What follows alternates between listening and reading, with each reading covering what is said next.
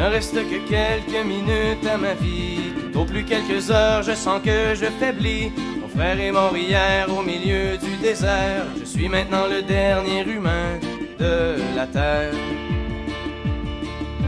On m'a décrit jadis quand j'étais un enfant ce qu'avait l'air le monde il y a très très longtemps, quand vivaient les parents de mon arrière-grand-père et qu'il tombait encore de la neige en hiver. En ces temps on vivait au rythme des saisons et la fin des étés apportait la moisson. Une eau pure et limpide coulait dans les ruisseaux où venaient s'abreuver chevreuils, orignaux. Moi je n'ai vu qu'une planète désolante, paysage lunaire et chaleur suffocante, et tous mes amis mourir par la soif ou la faim, comme tombent les mouches, jusqu'à ce qu'il n'y ait plus rien. Plus rien. Plus rien.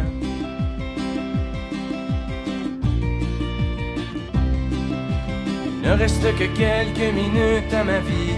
Au plus quelques heures, je sens que je faiblis. Mon frère est mort hier au milieu du désert. Je suis maintenant le dernier humain de la terre. Ça a commencé il y a plusieurs années, alors que mes ancêtres étaient obnubilés par des bouts de papier que l'on appelait argent, qui rendaient certains hommes vraiment riches et puissants. Ces nouveaux dieux, ne reculant devant rien, étaient prêts à tout pour arriver à leur fin. Pour s'enrichir encore, ils ont rasé la terre, pollué l'air ambiant et tari les rivières.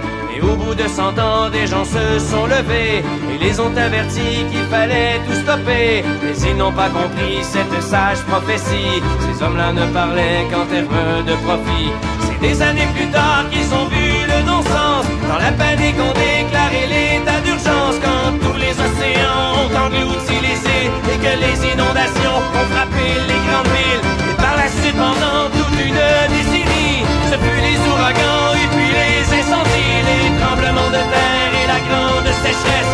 Partout sur les visages, on lisait la détresse. Les gens ont dû se battre contre les pandémies, décimés par millions par d'atroces maladies. Puis les autres sont morts par la soif ou la faim, comme tombent les mouches, jusqu'à ce qu'il n'y ait plus rien. Plus rien.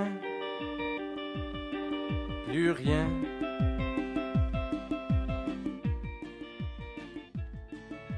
Mon frère est mort hier au milieu du désert. Je suis maintenant le dernier humain de la terre. Au fond, l'intelligence qu'on nous avait donnée n'aura été qu'un beau cadeau empoisonné, car il ne reste que quelques minutes à la vie.